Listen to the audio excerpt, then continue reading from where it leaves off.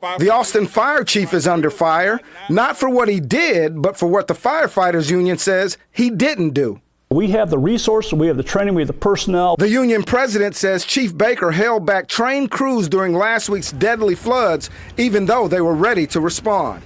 I started sending pictures with their names by them. I said, Chief, open these up and zoom in on these little faces, 8 to 10 years old. We need to do something. No response.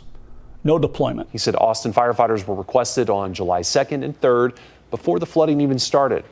Austin said no both times. What was said up and down the chain is, do not deploy, don't even ask. Within our department, he's known as a bully. He's known as being vindictive. He's known as being retaliatory. So when you have an order coming down the chain that says, we don't deploy, don't even ask, people know what that means. And people didn't deploy when they normally would have because of that direct order. Chief Baker defends his decision, saying he had to balance helping other communities while protecting Austin. Chief Baker is so concerned about, squeezing pennies here and saving money rather than saving people. With nearly 40 years of firefighting experience under his belt, Nick says he doesn't make these claims lightly. I used to be a part of the original Swiftwater team. I know the conditions. I absolutely believe that lives were lost because Austin firefighters did not deploy. I know some of those girls could have been survived if we had had the best boat crew the day before on scene. I know it. I know it in my heart. And the fact that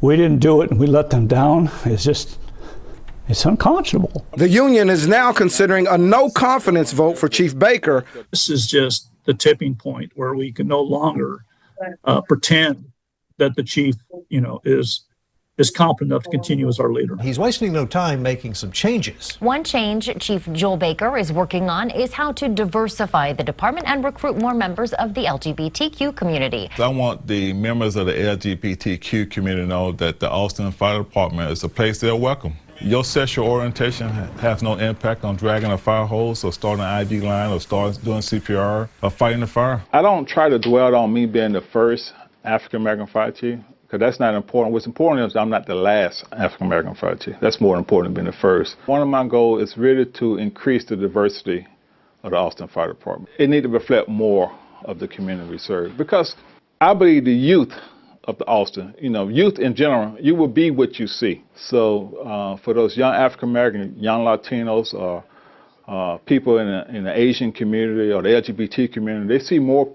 firefighters that look like them and have similar values to them, then they want to choose the Austin Fire Department as a career as well.